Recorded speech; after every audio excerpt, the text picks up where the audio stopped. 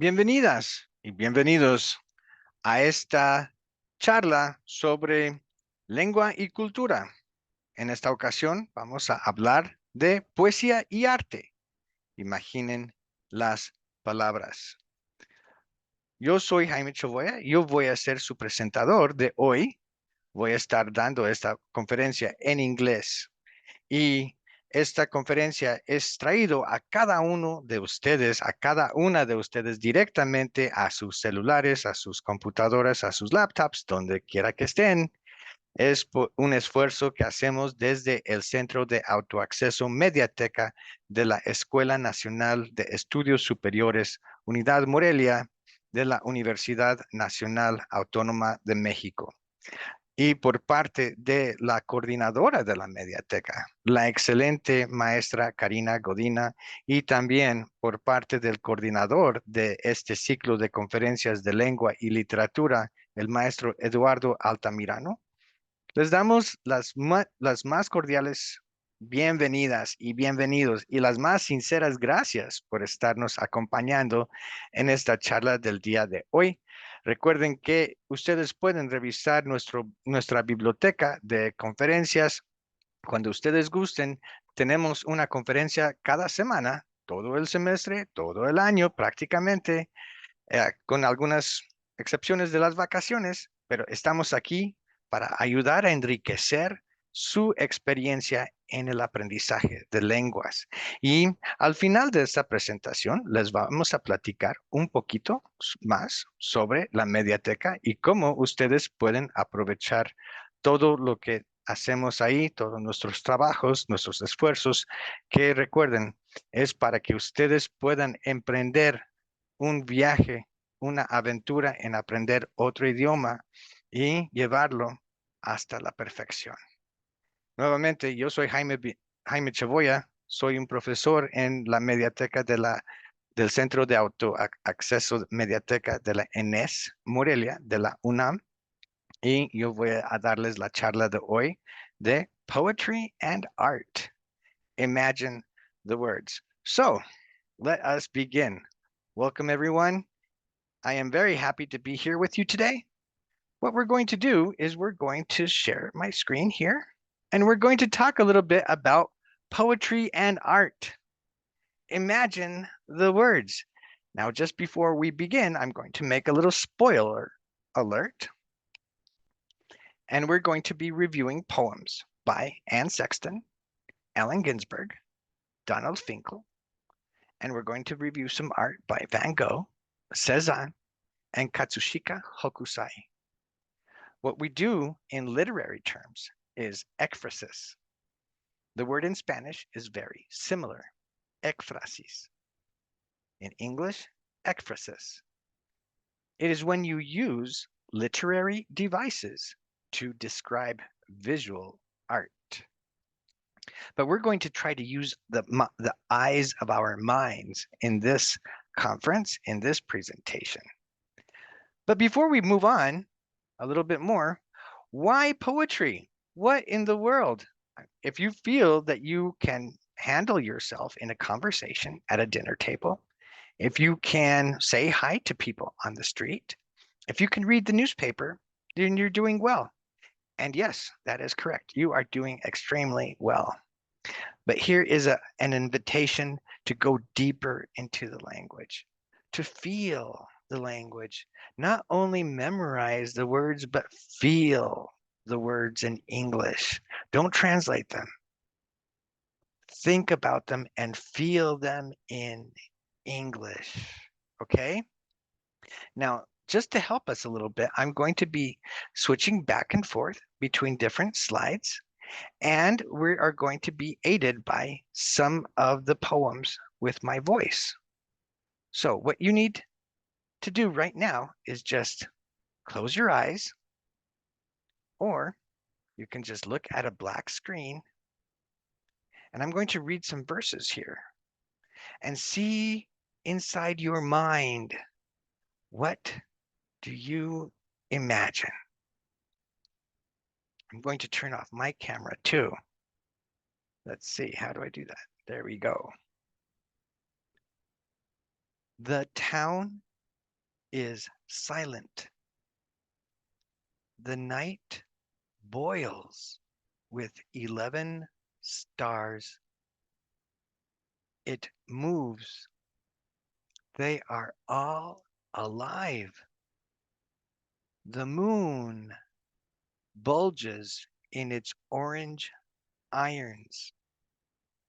The old unseen serpent swallows up the stars.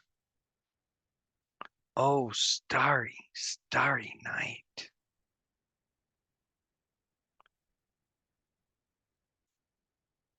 So, what did you imagine? A night with 11 stars. There's a town beneath the sky that is silent. There's a moon that is bulging in orange. What did you imagine? Well, let's try it again. And this time you can read along with me. These are fragments from the first poem we are going to review. The town is silent. The night boils with 11 stars. It moves. They are all alive. The moon bulges in its orange irons. The old unseen serpent swallows up the stars. Oh, starry, starry night. What did you imagine? Well, if you imagined Van Gogh's painting, Starry Night, then you are an expert in art and you have a wonderful imagination. This is the painting that the poem refers to. You can see here in the painting, we have the stars, 1, 2, 3, 4, 5. There are supposedly 11 here in the stars. And if you look at them, it does look like the sky is boiling.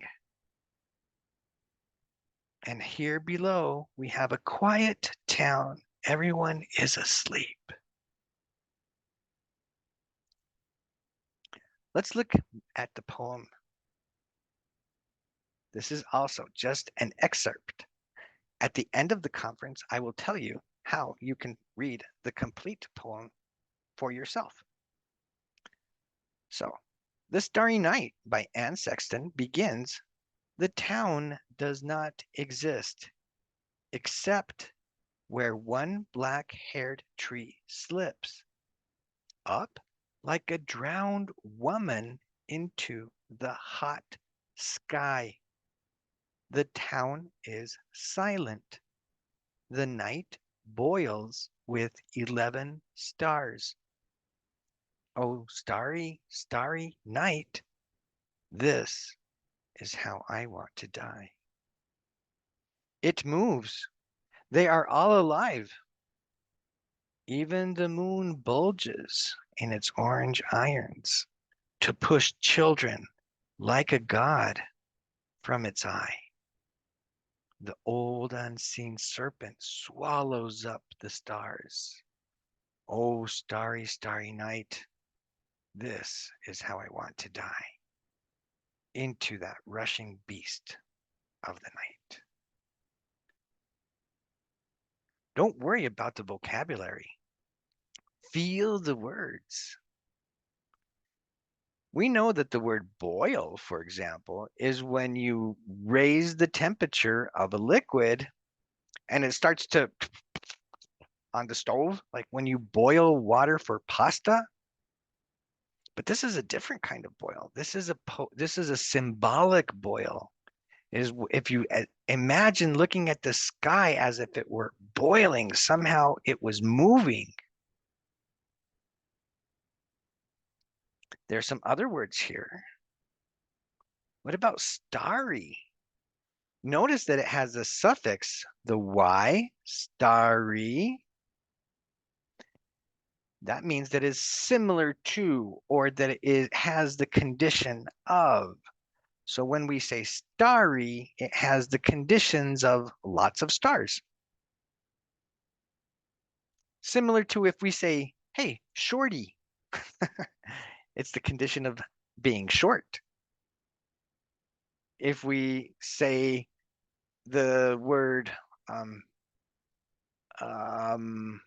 blacky, well, it's because something is black, or it resembles the condition of black. This is very popular or common in popular language to add the suffix y to indicate a condition of something similar to. What about the word bulges? Let's go back to the painting. Where's the moon in the painting? Well, you find it in the upper right hand corner. It's over here.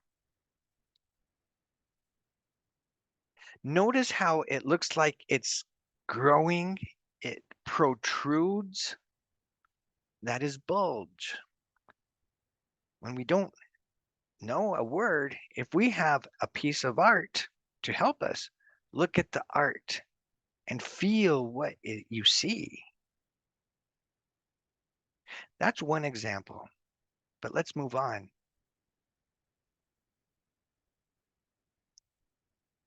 I'm going to take you again to a black screen, and I want you to close your eyes and breathe and imagine. Or you can just look at the black screen.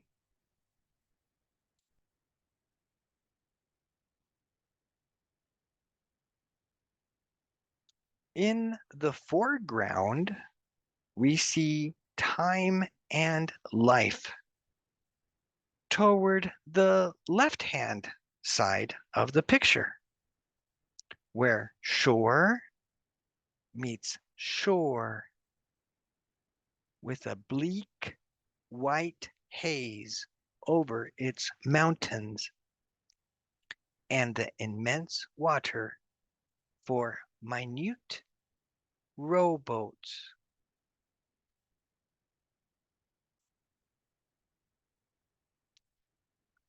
What was that about? We have a lot of words there. Foreground, left-hand side, shore, mountains, water, boats. What could the painting be? Let's look at these fragments one more time and read them together. In the foreground, we see time and life. Toward the left-hand side of the picture, where shore meets shore, with a bleak white haze over its mountains and the immense water for minute rowboats. So, if you were thinking about water and shore, if you add these together, you can think maybe of a beach, somewhere where land meets the water. With the word mountains, you can imagine some mountains on the land. And with the word boats, you can imagine some boats in the water. Did you imagine something like this? This is L'Estac, this is Zan. This is a famous port near Marseille, France. And if you see, we have the water, we have the shores. Remember, a shore is where the water meets the land. And we have the mountains to the back. And maybe we have some little boats over here. Mhm. Let's look at the poem. Cézanne's ports. Ports is an easy word. It's very similar to the word we use in Spanish.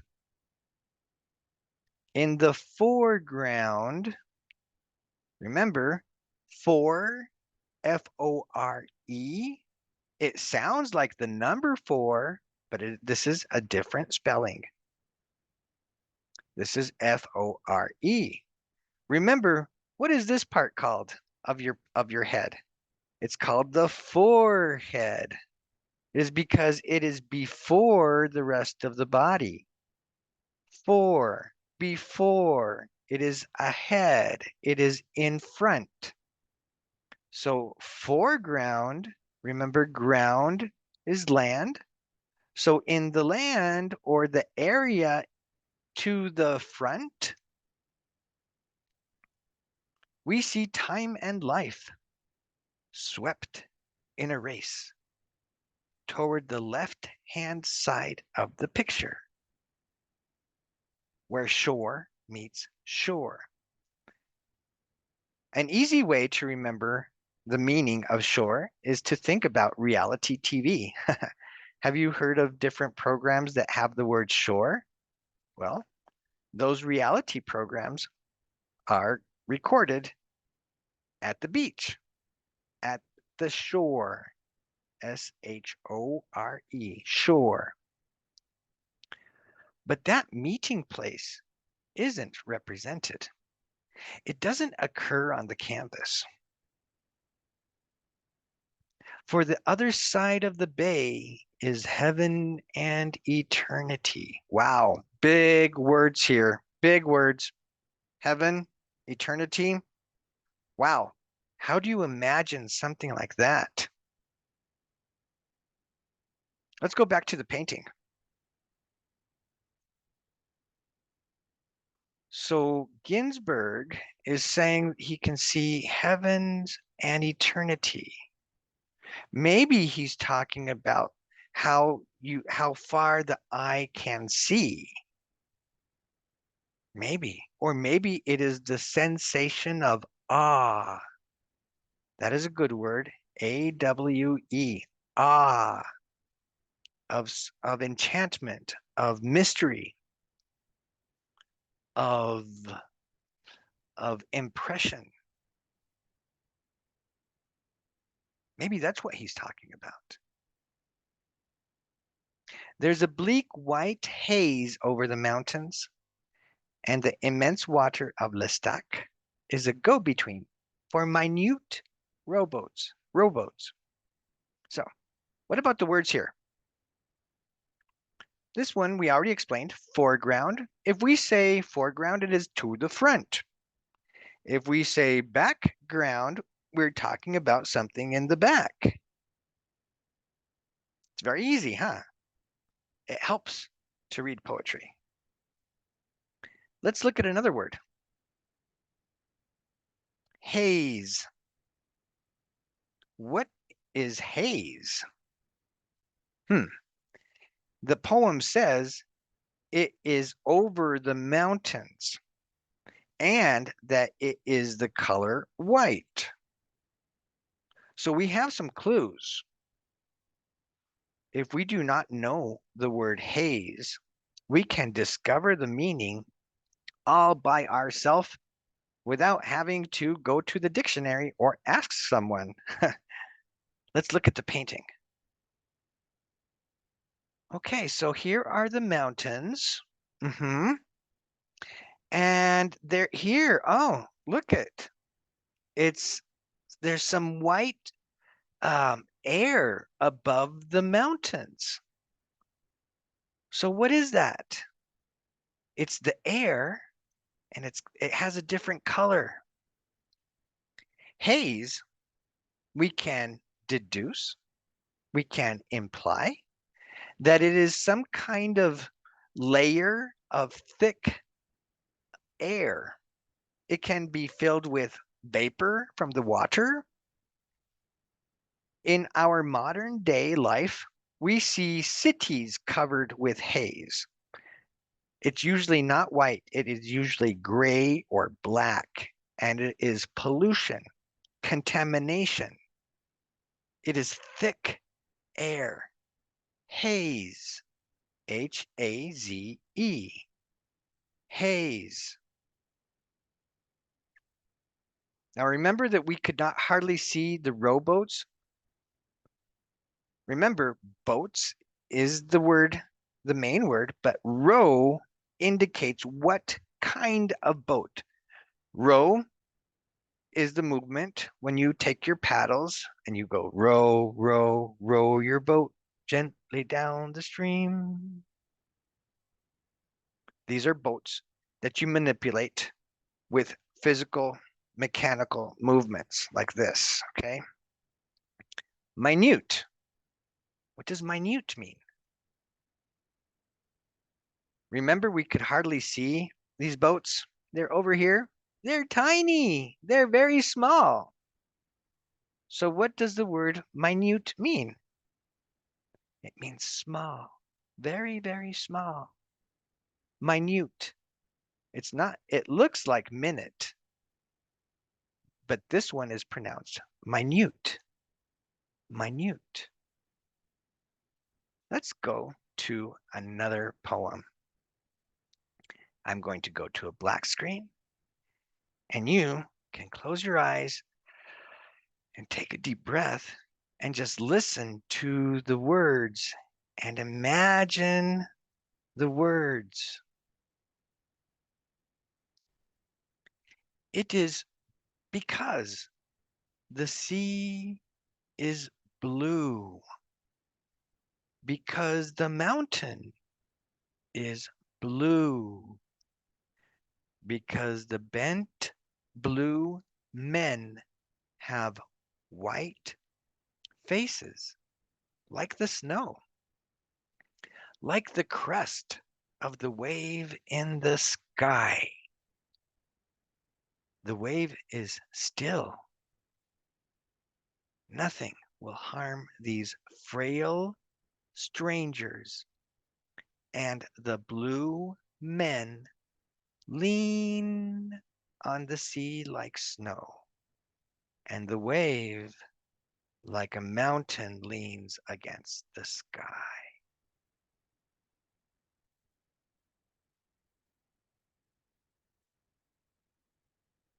What was that? What was that? Lots of colors here, lots of interesting descriptions. Blue is probably the word that sticks out the most. Let's read it together. It is because the sea, remember, sea is another word for ocean, is blue. The mountain is blue because the bent blue men. So we have blue men, but they have white faces. How white? Their faces are like the snow. That's very white. Remember Snow White? So white faces like the snow. How white? As white as the crest of the wave in the sky. The wave is still. Remember? Still has another meaning, and it means no movement. Still, it is quiet. Nothing will harm these frail strangers, and the blue men lean against the sea like snow, and the wave like a mountain leans against the sky. You're probably wondering about lean. Lean has different meanings. The meaning in this poem is to recline sideways, usually. So if someone was here, I can lean my head on someone's shoulder when I lie down in my bed. I lean my head on my pillow. So the blue men lean on the sea.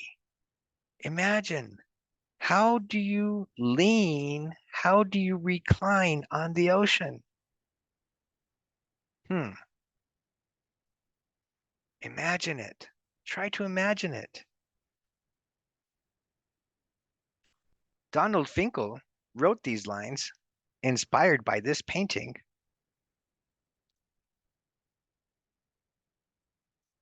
The Great Wave. This is very classic Japanese art. And if you look, here is the white of the crest. Now, you might say, I don't know what crest means. Crest is the top of a wave. Let the art help you understand the words. This is the only part of the wave that is white, so it must be the crest. And here are our blue men. See, they're all dressed in blue clothing, and they have white little faces. What position are they in? Are they standing up? Are they sitting straight? No, they're bent because they are in a rowboat. And you have to bend your body to move the boat, to manipulate the boat. You have to manipulate your own body position. You bend your body, bend. And if you bend, you are bent, B-E-N-T. Let's go back to the poem. Remember, these are only fragments, and I'll tell you in a little while how you can read the whole poem yourself. The Great Wave by Donald Finkel. It is because the sea is blue, because Fuji is blue, because the bent blue men have white faces like the snow on Fuji. Oh, goodness, what is this? Fuji. Let's go back to the painting. Remember, this is Japanese art. And it says something about snow. Look at the painting. Where do you see snow? It's over here on top of this mountain. So that must be Mount Fuji, the most important mountain in Japan. Mount Fuji.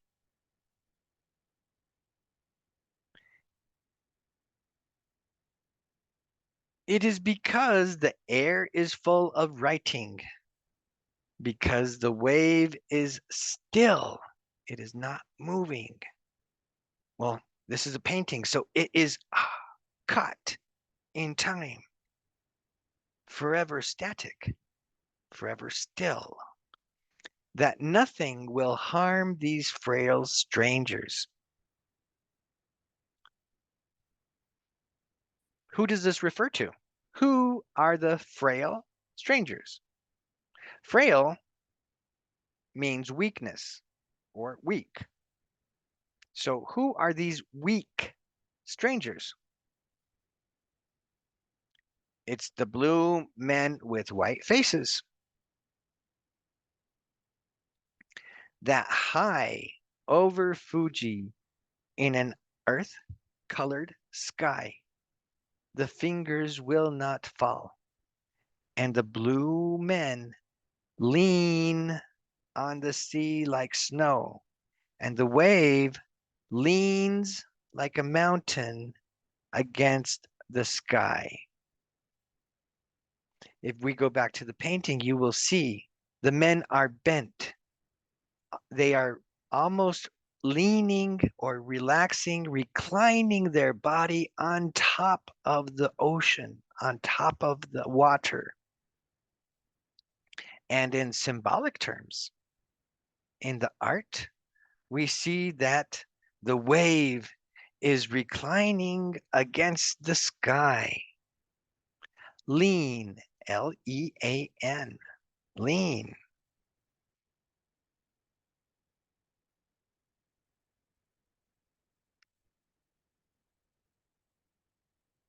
So we're almost ready to finish here. Here's some questions. Close your eyes and think about, how can you imagine the word blue? The sky is blue. The ocean is blue. A person can feel blue. There can be a blue heart. There can be a blue flower.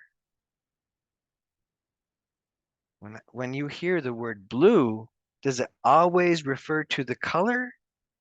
Or can it refer to a feeling? Or maybe even a type of music? Blues. Let the feeling of the word carry you on. Don't worry about memorizing everything. The language can inspire you. Just in the same way that you can imagine, what is a boiling night? By itself, if you say the night was boiling, well, it was probably very hot.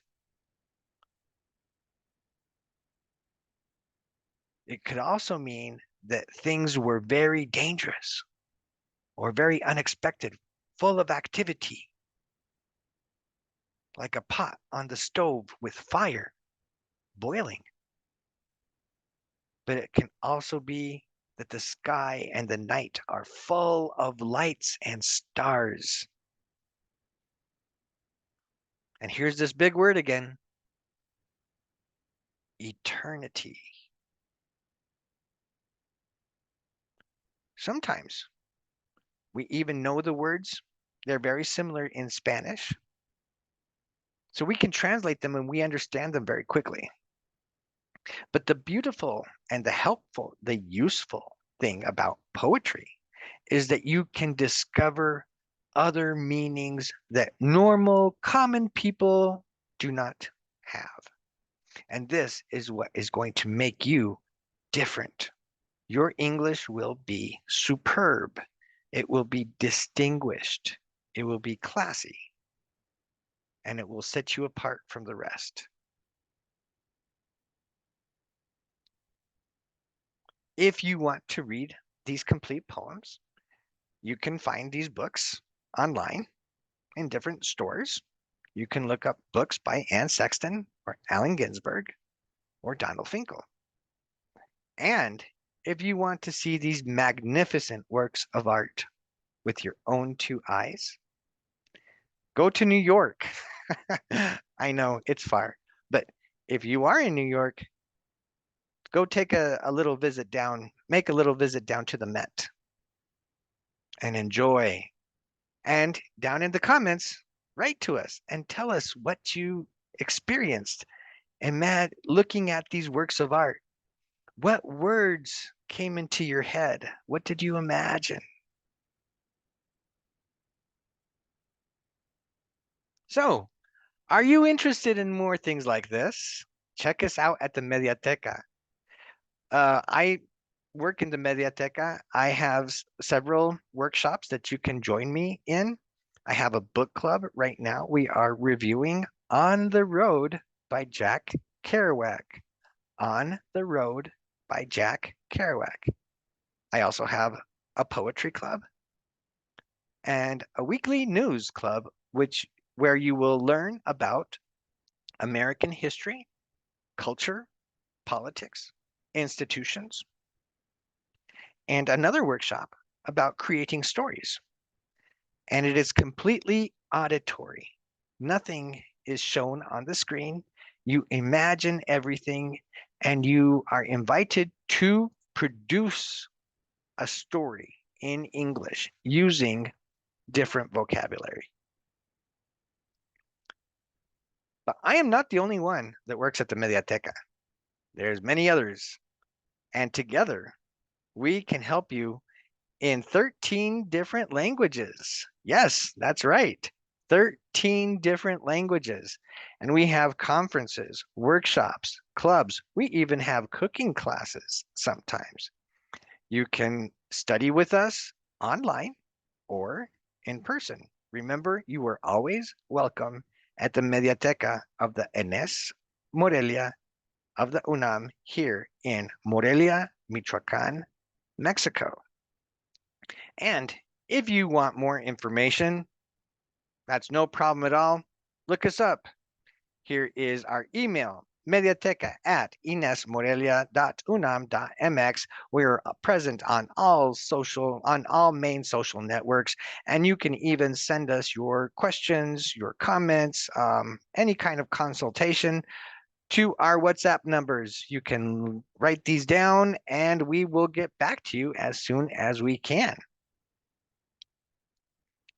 So that was our little talk for today. Poetry and art. Imagine the words. This is an example of how you can incorporate poetry and the visual arts into your own experience of learning English. I hope that you enjoyed the little talk. And please remember, we have these conferences every week, all year long, except during vacation. And you can join us on adventures in Japanese culture, German, Italian, Purepecha, Russian, French, Latin, modern classic Greek. We have 13 different languages. So once again, on behalf of the Mediateca authorities and the authorities of the Enes Morelia and the UNAM, thank you for joining us in this conference. And this is our closing now in Spanish. Muchas gracias a todas y a todos de ustedes por acompañarnos en esta conferencia sobre poesía y arte. Imaginen las palabras. Esto es parte de una serie de conferencias sobre lengua y cultura que está coordinado por el maestro Eduardo Altamirano desde el Centro de Autoacceso Mediateca de la Escuela Nacional de Estudios Superiores, Unidad Morelia, de la Universidad Nacional Autónoma de México, aquí en Morelia, Michoacán, México. Y por parte de el maestro Eduardo Altamirano, el coordinador de las conferencias, y de una forma muy especial por parte de la maestra Karina Godina, la coordinadora de la Mediateca. Muchas gracias por acompañarnos. Recuerden que siempre son bienvenidas y bienvenidos. Visítanos. Si están en Morelia o si van a visitar, visítanos. Estaremos muy contentos de recibirlas y recibirlos. Y si están más lejos, escríbenos, háblanos, contáctanos y podemos ayudarles a enriquecer su experiencia en aprender idiomas y culturas de varias partes del mundo. Eso es todo por mi parte. Yo soy Jaime Chaboya y fue un gusto enorme para mí compartir esto con ustedes. Muchas gracias y nos vemos después otra vez. Bye bye.